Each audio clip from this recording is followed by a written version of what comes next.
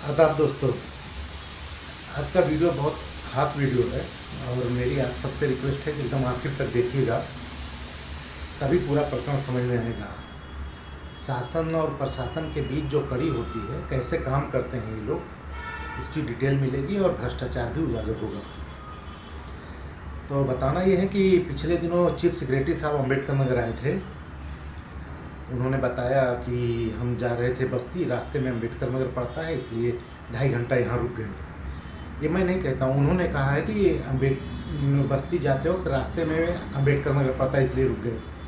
मुझे कहना होता तो मैं कहता कि बस्ती जाते हुए अयोध्या फैजाबाद रास्ते में पड़ता है, लेकिन जब चीफ सेक्रेटरी साहब ने कहा है तो सही होगा। बस्ती जाते वक्त रास्ते में पड़ा होगा अम्बेडकर नगर, वो रुक गए थे। और सीडीओ डीएम ने उन्हें विकास भवन और कलेक्ट्रेट का दौरा कराया और दिखाया सब साज सज्जा, फ़ोटो, पेंटिंग, कुर्सी, मेज। तो चीफ सेक्रेटरी साहब ने बहुत तारीफ़ की उसकी।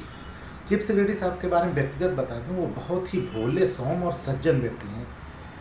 मतलब ये समझ लीजिए, आप कितने भी गुस्से में जाएं कि उनसे मुझे लड़ाई करनी है, उनके सामने जाएंगे तो आप गुस्सा भूल जाएंगे, प्यार से बात करने लगेंगे। इतना सरल इंसान है वो, उनके पहनावे से भी लगता होगा, आप लोग देखेंगे। और अम्बेडकर नगर में आके जिस हिसाब से उन्होंने सीडीओ और डीएम की तारीफ़ की, उससे तो आप लोग समझ ही सकते हैं वो कितने अच्छे, नेक और भोले इंसान हैं। अच्छा, वो आए अम्बेडकर नगर तो उन्होंने बताया कि मैं दौरे पे जा रहा था बस्ती, थोड़ा 2.5 घंटे के लिए रुक गया, और बड़ी तारीफ़ की, पेंटिंग की और ये वो। उन्होंने ये भी कहा कि कलेक्ट्रेट में जो पेंटिंग है उसको देख के तो मेरा मन ऐसा हुआ कि जो लोग दूर दूर से शिकायत लेके अपनी आते होंगे, वो पेंटिंग देख के अपनी शिकायत ही भूल जाते होंगे। तो उनके बयान के बाद मैंने कई दिन अपने लोगों को भेजा कैमरा लेके, वहाँ पे जो लोग शिकायत लेके आते हैं वापस में जाते हैं, तो उनका इंटरव्यू मैंने दिलवाया है और रिकॉर्डिंग मैंने की है। किसी दिन वीडियो में डालूंगा कि वो लोग वापसी में डीएम के बारे में क्या मंतव्य रखते हैं, क्या बोलते हैं, कि डीएम मिले कि नहीं मिले, मिले तो कैसे मिले। तो वो वीडियो डालूंगा तो बहुत अच्छा। एक व्यक्ति थे, वो तो ऐसा बोले कि ये डीएम है, ये तो हम लोग को अछूत समझता है, शिकायत लेके जाओ तो लेता नहीं, अपने बाबुओं से कहता है लो देखो क्या है, मतलब अपने आप को डिक्टेटर समझता है। ऐसे कई कमेंट हैं, वो मैं वीडियो बाद में डालूंगा। तो चीफ सेक्रेटरी साहब ने सबकी तारीफ़ की, पेंटिंग वगैरह सबकी तारीफ़ की, बहुत सराहना की। और लखनऊ में भी जाके एक बार बोले हैं, दोनों वीडियो है, मैं दोनों लगा देता हूँ, उसमें देखिएगा कितनी तारीफ़ करते हैं बेचारे, कितने सज्जन हैं। अब चीफ सेक्रेटरी का जो होता है प्रोटोकॉल होता है, वो चीफ सेक्रेटरी प्रदेश का सबसे बड़ा अधिकारी होता है। बड़ा मतलब वही सब कुछ होता है। तो वो जब कहीं उससे जाना होता है तो उसके प्रोग्राम की लिस्ट जाती है उस जगह पे। जैसे मान लो अम्बेडकर नगर उनको आना है तो उनके प्रोग्राम की मिनट टू मिनट लिस्ट जाएगी कि चीफ सेक्रेटरी साहब फलां डेट को जा रहे हैं, इतने बजे पहुंचेंगे, इतने बजे समीक्षा बैठक करें, इतने बजे यहाँ दौरा करेंगे, इतने बजे ये करेंगे, इतने बजे किसी शादी समारोह में जाएंगे या क्या करेंगे, पूरी डिटेल उनकी जाती है। फिर ज़िले से हर विभाग वालों को भेजा जाता है, एलआईयू वालों को भी भेजा जाता है, खुफिया विभाग को भी। उसका यहाँ से रिपोर्ट जाती है, सर आपके प्रोग्राम के हिसाब से जो जो था उसकी ये रिपोर्टिंग है, आप अपना प्रोग्राम बना लीजिए। अब जैसे कोई उनकी मुलाकात किसी व्यक्ति से है या अधिकारी से जो करप्ट है, तो एलआईयू वाले अपनी रिपोर्ट देते हैं कि सर जो आप यहाँ आ रहे हैं तो फला व्यक्ति से मिलने में आपकी छवि धूमिल हो सकती है, वो व्यक्ति खराब है या उसका कैरेक्टर खराब है या उसकी छवि खराब है, तो उससे मिलने में आपकी छवि खराब हो सकती है। एलआईयू वाले रिपोर्ट देते हैं। यहाँ जब चीफ सेक्रेटरी साहब ने दौरा किया था तो वो अचानक हो गया था, तो कुछ रिपोर्ट गई नहीं, इसीलिए वो सीडीओ से भी मिल ली।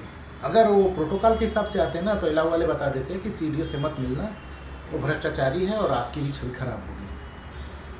लेकिन प्रोटोकॉल था नहीं तो वो आए और मिल लिए, उसकी भी तारीफ़ कर दिए। अब मैं बताऊं कि खुफिया विभाग क्या खबर देता।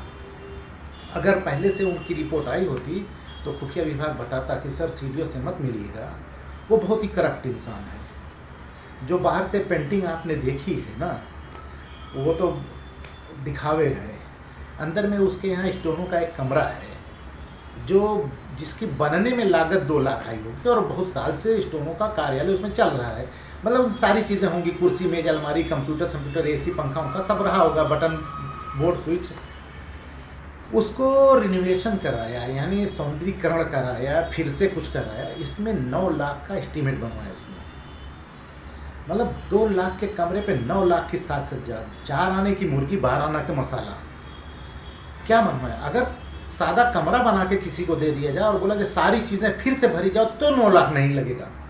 लेकिन वो पुराना कमरा जो सब कुछ पहले था उसमें क्या बदला पता नहीं, जो चीज़ निकाल के वापस की होगी उसका भी दाम मिला होगा, लेकिन कुछ नहीं, डायरेक्ट 9 लाख का एस्टीमेट बना के आरएस वालों से उसमें काम कराया। एक एक बटन 10-10 गुना ज़्यादा महंगा, बाजार में जितने मिलता ना उससे 10 गुना ज़्यादा रेट लगाया गया है।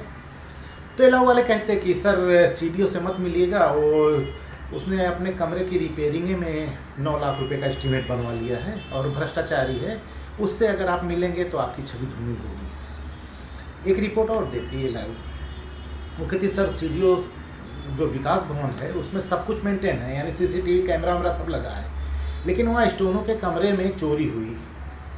खबर आई कि ताला बाहर से बंद था, अंदर की कुंडी तोड़ के कोई घुसा और अलमारी का ताला तोड़ दिया। तहरीर किसने दी थाने में? स्टेनो नहीं दी।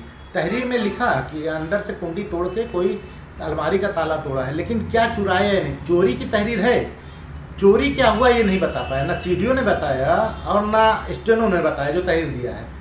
ये कौन सी चोरी भाई कि आपका कमरा तोड़ा गया और ताला तोड़ा गया, लेकिन क्या सामान गायब हुआ तहरीर में लिखे ही नहीं, तो चोरी कैसे हुई? जब कुछ गायब ही नहीं हुआ चोरी कैसे हुई?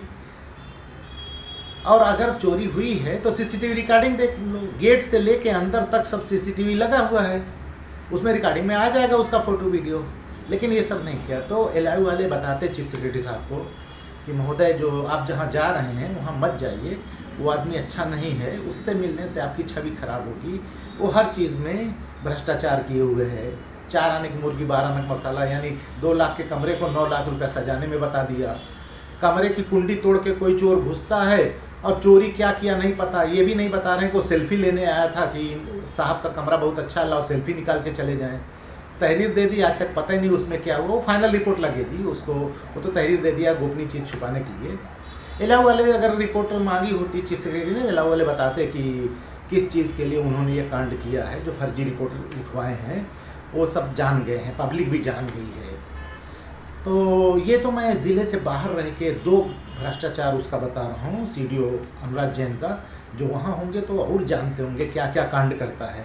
तो चीफ सेक्रेटरी साहब भोले भाले थे बेचारे, वो गए और इन मक्कार से मिले और उनकी तारीफ भी कर दी।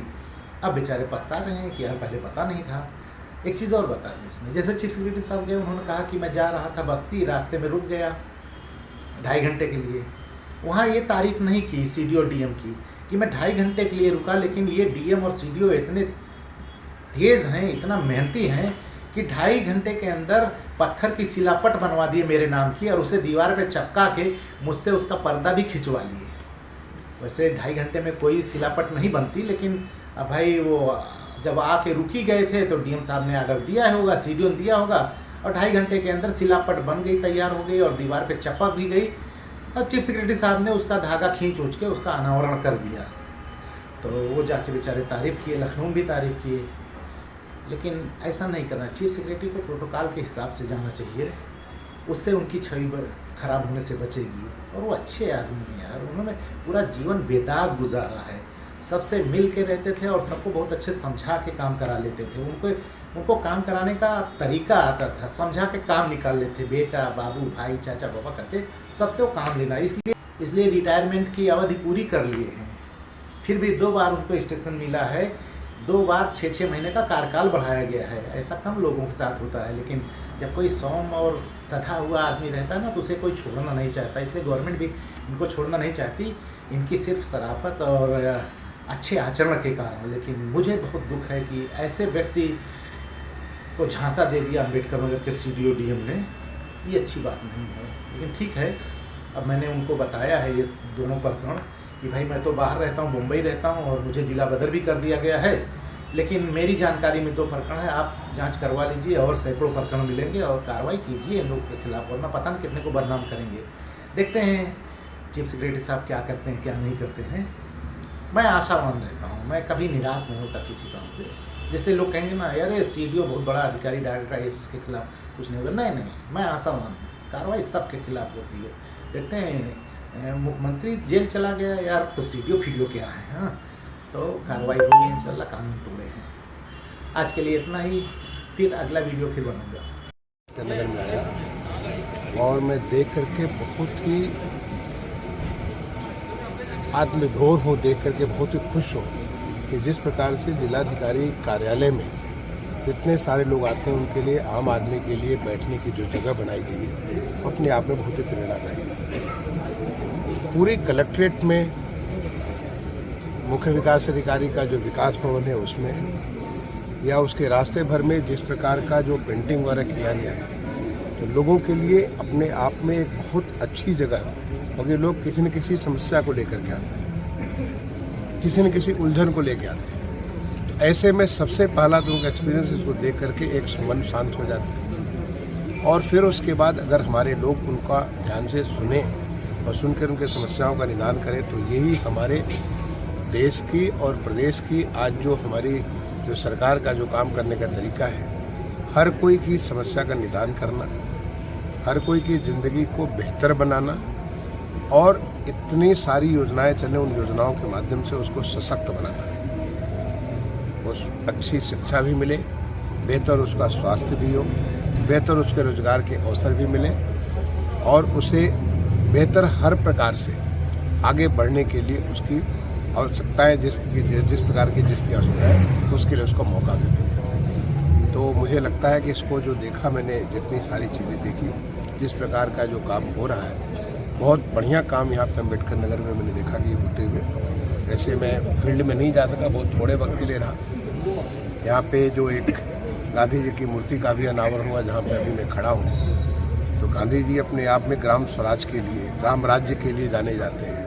उन्होंने इसकी कल्पना की, उन्होंने देश के बारे में, जो कि हमारे राष्ट्रपिता जो देश को आज़ादी मिली उसके लिए सबसे बड़े जिम्मेदार आदमी जो गांधी जी थे, और उनकी उस प्रेरणा को यहाँ पे ग्राम विकास का जो सबसे बड़ा कार्यालय होता है, जिसको विकास भवन कहते हैं, जहाँ पे सारे के सारे विभाग एक साथ काम करते हैं, वहाँ पे स्थापित करके उनकी प्रेरणा